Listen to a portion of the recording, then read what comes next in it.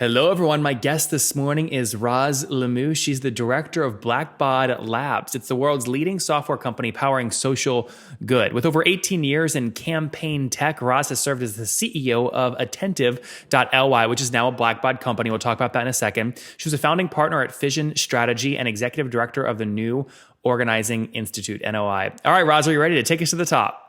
I am. All right.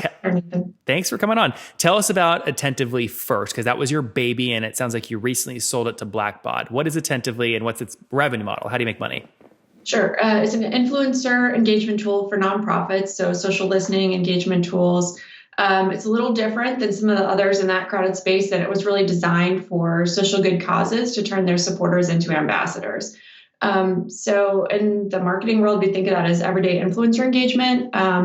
And I know you've had some other folks in that space on recently, but you're a listener, huh? I'm a listener. Are you enjoying it? Yes. Good. So what's a little bit different about the problem set, if you're curing cancer, ending homelessness, you don't necessarily have to pay. You just have to know who to ask and how to ask to get them to support your cause. So what was should we think of you as Kickstarter for these kind of social good causes? And if so, are you taking a small cut? How do you make money? No, it's a true kind of B2B platform play. So it is designed to help you engage existing supporters. So the way that nonprofits typically work today, their digital teams are spending a lot of time and energy building their lists, right? So I see. It's that first step on the ladder of engagement, the terminology in the nonprofit world. Everyone who shows up at an event, signs a petition, gives $5. Those are all kind of prospects, right? Yeah. This is not a crowdfunding tool. It's more like a CRM for social good stuff. Yeah, it's a CRM add-on, right? Which is why we, ended up in the Blackbaud family. Yeah. So was it a SaaS model? Yeah, it was. Actually, still pretty much is. So it was a subscription, and we were doing typically annual agreements. Okay. And general size, 10 grand, $1 grand, $1 million? At the time of acquisition, which was in 2016, the average deal size was about $8,000 a year. I actually don't know what it is anymore. Yeah, it's all mixed up with other products, right? Yeah. So $8,000 a year. And let's just actually jump right to the acquisition. So when did you launch the company? So we launched the company in 2012. Super brief origin story. We had a Fission Strategy, which is still around, a digital agency working with mainly progressive campaigns and causes. And we actually were at, I want to say, our second or third annual staff retreat, because Fission's a distributed team, so we'd get together once a year. And we had this, I think, innocent idea that agencies have, that software is going to be easier, build it once instead of, the hourly slog. With crappy margins. Right. So, we had this brainstorming session, and it came up there in 2010. And we were, at the time, Fission was kind of ahead of the curve in terms of using social tools. What size was Fission? How many employees, and what was revenue around? We were relatively small at that time. I want to say we had probably 15 people on the team, and we're doing a couple million a year. Yep. Okay. So you launched Attentively. That was around, you said 2012.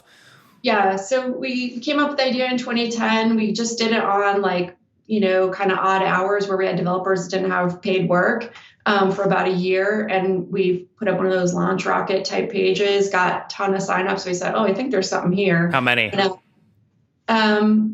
So it was about 350 unique organizations and a few thousand signups. Just from Launch Rocket? It wasn't actually Launch Rocket. It was before that. It was just like a standard sign up page. And so we went out and raised money on the prospect of that. And it took How much did you raise? That first round was 375. And total? Mm-hmm. No. And sorry. And how much have you raised total? In total, couple million. I want to say 2.1. Okay. That was all obviously pre-acquisition, right? Yeah. Okay. So my big question for you is, you said the exit happened in 2016, right? Yes. So there's a saying that goes around, last year I helped my friends buy and sell around 150 million bucks in transaction volume. And our joke is always, once you make someone rich, it's really hard to motivate them. So why are you still at the company? Well, for one thing, I love it. I mean, I've really lucked out. The type of acquisition that it was a true kind of tech acquisition. We weren't huge at the time. So, I don't want to What do you give the mean by impression. that? What do you mean by that? Like you weren't huge? We were only 11 people when we were acquired. So we really rolled up right into the company. They integrated us very quickly into product management, sales, et cetera. There was no sense having two people sell when they have, hundreds of salespeople. And that just opened up a whole bunch of interesting projects, including now Blackbaud Labs for me to work on. And I think I'll take the opening to say too that, in your opener, you say, you've got some stories of people who, became filthy rich or crashed and burned. And my story is really, I think not an uncommon story, which is somewhere in the middle. I'm sort of a relentless entrepreneur. I'm always trying new stuff. My husband's the same way. I've tried to count. I think between us, we've started 10 plus companies and had 4 exits. And we're not Instagram type wealthy people, but we've kind of rolled that. By the way, most people on Instagram are broke as hell. Let's just be honest here. They just are really good at taking pictures in front of other people's cars. That's how it works. I meant that Instagram founders, right? Got it. We're not, every exit isn't a $1 billion exit, right? Yeah. But you get enough of these little 1 and 2 base hits and you can have the freedom to do whatever you want to. Yeah, look, it's a really, really good point. And the reason I lead with filthy rich or crash and burn is specifically to elicit these kinds of conversations. The people going, well, I'm neither of those, but I'm right in the middle. And here's why it's freaking awesome. If you know how to hit doubles, right, and sell a company for $2 million every 2 years, it's a pretty good life. Mm-hmm. Yeah. I test. It's not bad. So you were about 11 people when you sold. How many customers were you serving at the time? About 120. Okay. So very high touch relationships then, right? Yeah. Yeah. So 120, and you mentioned about $8,000 a year. Well, I mean, so you were doing about $80,000 a month ish. You were somewhere around $1 million run rate when you exited?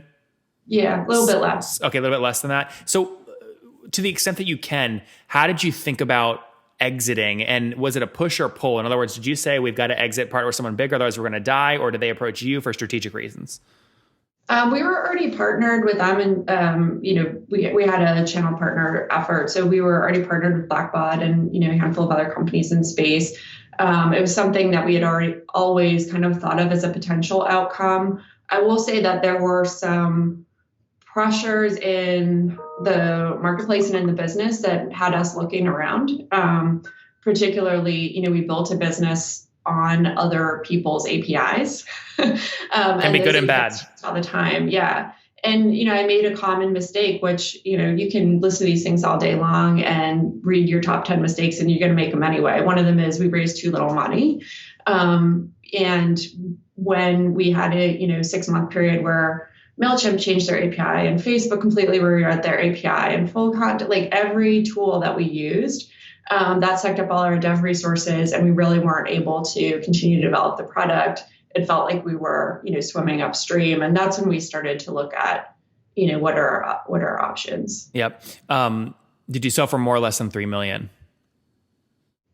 More. Okay, good. So I hope I'm allowed to say that. Yeah. So the reason I asked that, you didn't have to deal with trying to convince your investors to take back 70 cents on the dollar. In other words, they got their money back. And then after the 1X, I imagine you probably had a 1X liquidation preference. The rest trickled down to common holders. Is that accurate? Yeah. Yeah. So that's healthy, really healthy. How are you acquiring these customers? What were you spending to acquire them, and where were you finding them? We were doing pretty traditional, a fair bit of outbound communications. At one point, we semi-strictly implemented, predictable revenue. That book. I mean, I literally was like, this is all new to me. Here's the book. Everyone do the thing. Yeah. Seems to be working for other folks. So, we would put together lists based on, top 100 most innovative nonprofits on social, and then reach out to them sort of systematically. There's a fair bit of relationship stuff too. We went to all the conferences, or at least, when things were thin, we'd like hang out in the lobby near the industry conference. That's the big secret, by the way. I could easily afford to buy 1,000 tickets. I still don't, because no one puts a guard at the entrance of the actual door to scan the badge. And if you just walk in confidently, no one's ever going to question. Yeah. Yeah. I mean, conference organizers listening are hating us right now, but it's the truth. And Blackbaud puts on a huge industry conference, and it's wonderful, and you should go to every session and pay full freight. But, we used to go hang out near that too, or say, hey, are you going to be there? We're going to, let's grab coffee, as if we were going to be there, Yep. Well, guys, a lesson I want to pull out from Roz's story for you guys is it's really, really, really, really, it can be good and bad to be connected to other people's APIs. But if you start thinking about an exit, having channel partners is a great place to start in terms of trying to drum up demand for your company, because you're already built on their API, hopefully adding value. And obviously she was able to get a great exit. So, Roz, last few questions here before we wrap up unit economics related stuff. Did you have any churn issues? What was churn in the company before you sold it? I don't have exact numbers. It was a challenge for us, I will say. So yeah, I don't have exact numbers to share with you on churn. That's a couple of years. More than 10% per month? Not per month, no, but certainly more than 10% per year, which, on the very high end when you're nailing it. Yeah. And actually, for part of the motivation with the acquisition too was people were churning because the integrations weren't strong enough, and so or they broke with CRM, and so we wanted to be part of a CRM company. Yep. And where was the team based? We were all remote, so we had a couple people in DC. I'm based in Atlanta. I had someone who moves 3 times a year, so I never quite know where she is. That's funny. Part of the time, at least, she's in Montana. Boston, we had a couple of engineers, and one person in Death Valley. Oh, wow. Okay, so fully remote, 100% remote. And were you looking at things? I mean, you raised capital, so I imagine you were, but what amount of time would you let go by before you wanted to recover any of your CAC? I don't have it. That wasn't something wasn't anything you looked at. Sorry. No, it's okay. No, I don't want you to make something up. How are you making decisions though around what to pay to acquire customers if you didn't know what payback period was? Well, let me think about how to answer that. Okay. In a way, we were just kind of optimizing on the overall picture. I mean, we were still looking at kind of almost experimenting with, what could we charge? What was the most efficient way to acquire folks? It varied so much. The deal size varied so much, and the time to acquisition varied so much that, there weren't real firm numbers. We still were, in a lot of ways, kind of startup figuring it out. Yeah. But you didn't have those kinds of conversations like in the deck when you went to fundraise? I'm trying to think. We had numbers, in terms of, well, this is our average deal size. How many people were selling, how long it took on average to close a deal. What was that number? Months or quarters or years?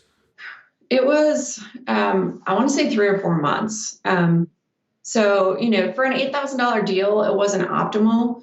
Honestly, the way that it's being sold now, which is part of a package with other tools that it's complementary to, it makes a lot more sense, for salespeople. I think we're in a little bit of a gray area, for new entrepreneurs and startups. Like I would say, if you've got a product that's a true B2B sale that takes a salesperson and you're moving things with, commission based, that deal size is tough. Yep. Yeah, no, there's a death valley there. If the price is too high where someone's not going to check out by themselves online with no touch, that's fine. It means you have to put touch on it, but it also can't be so low where you can't afford to put touch on it. So there's like that valley you got to get out of there. Did you guys increase the price post acquisition? No, actually, we changed the price structure. So now it's tied to, it's a little in the weeds, but it was tied to match. So how many social matches we're actually listening to in the product. And now it's tied to your overall number of contacts in your CRM, because it's being sold with CRM. So, it's a little bit different, but it actually starts at a lower price point. And, but we have many more bigger deals at this point. All right, Roz, let's wrap up here with the famous 5. Number 1, what is the book that you're reading right now? I don't know how to answer that because I'm sort of between things at the moment. I'll say a couple that have been useful recently. Yeah, just pick one. Pick the most useful one Little, recently. little bets. Okay, little bets. Sure. Number 2, is there a CEO you're following or studying right now?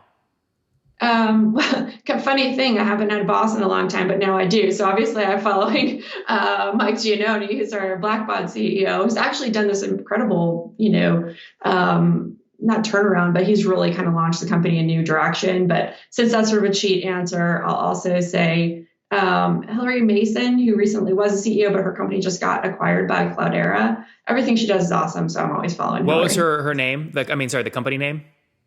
It was Fast Forward Labs, and she was the chief scientist for Bitly. Got it. Oh, very good. Very good. Number 3, what's your favorite online tool?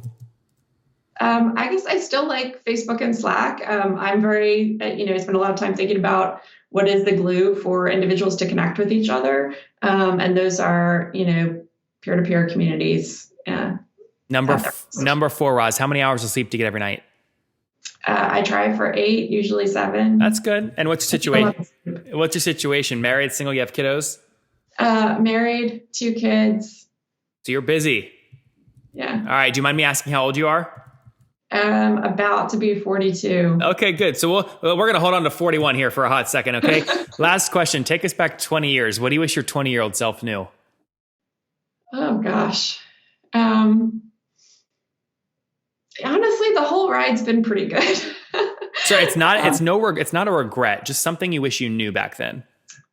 20-year-old self, I wish I knew that the internet bubble, that was the tech bubble that was happening right then, was about to burst, because I was overly confident that was going to be there for me to ride whenever I stop messing around. There you guys have it from Roz. She wishes she knew that bubble was about to pop. She would have jumped on the ride maybe a little earlier. But what I love about her story, it sounds like she's really fine-tuned with her husband how to hit doubles, and they've done it many, many times. 10 companies, 4 exits, having success. Current or most recent one was Attentively, which is essentially a way for any social cause to transform your supporters into social media ambassadors, manage them like a CRM almost for social causes.